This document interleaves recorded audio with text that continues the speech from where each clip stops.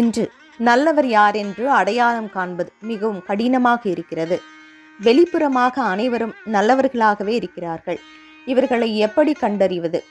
இனிமையாக பேசுவார்கள். இது வாயா இந்த இனிமையின் பிறப்பிடமா என்று நமக்கு சந்தேகம் வருகின்ற அளவுக்கு பேசுவார்கள்.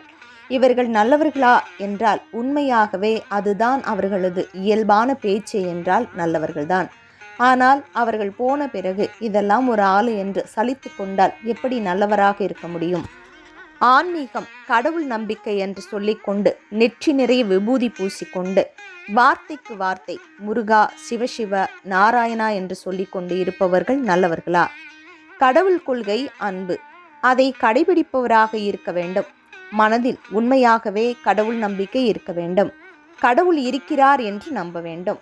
நாம் செய்யும் ஒவ்வொரு செயல்களையும் அவர் பார்த்து கொண்டு இருக்கிறார் என்று பயபக்தி வேண்டும். தனக்கு தெரிந்ததை பிறருக்கு கற்றுத்தர வேண்டும். கற்றுக் கொடுத்து தெரிந்தால் அவன் வாழ்க்கையில் முன்னேறி விடுவானோ என்று மறைக்கக்கூடாது. பிறரை ஏமாற்றுவதற்காக ஆன்மீக அடையாளத்தை பயன்படுத்துவதோ, தன் பணக்கார திமிரை காண்பிக்க அன்னதானம் செய்வதோ நல்லவருக்கான அடையாளம் இல்லை. எந்த உறவுடன் நாம் அன்பு செய்கின்றோமோ அந்த உறவை வெளியுலகத்திற்கு வெளிப்படையாக சொல்லக்கூடியதே நல்லவரின் அடையாளம். சொல்ல முடியவில்லை என்றால் கெட்டவர். நாம் செய்யும் செயல்பாடுகள் நியாயமாக இருந்தால் மட்டுமே வெளியில் சொல்ல முடியும். ஒளிவு மறைவு இல்லாத வாழ்க்கையை வாழக்கூடியவர், சுய ஒழுக்கத்தை கடைபிடிக்கக்கூடியவர்கள் நல்லவர்கள்.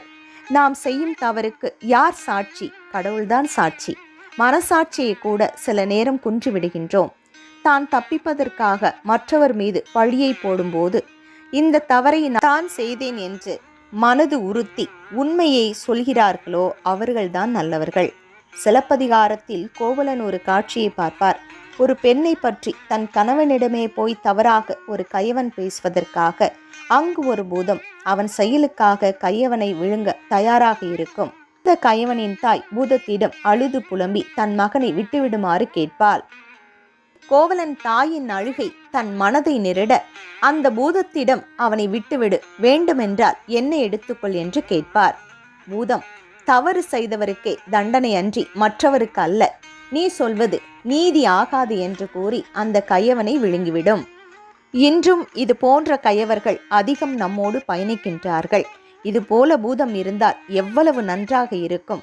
மனிதர்கள் தவறு செய்வதற்கே பயப்படுவார்கள். உலகில் நடக்கும் தவறுகள், குற்றங்கள் குறையும். எந்த மனிதனிடம் பொய்யில்லாத நட்பு, பொய்யில்லாத அன்பு, பொய்யில்லாத உள்ளம், பொய்யில்லாத உதவி, பொய்யில்லாத பக்தி இவை இருக்கின்றதோ அவரே நல்லவர்.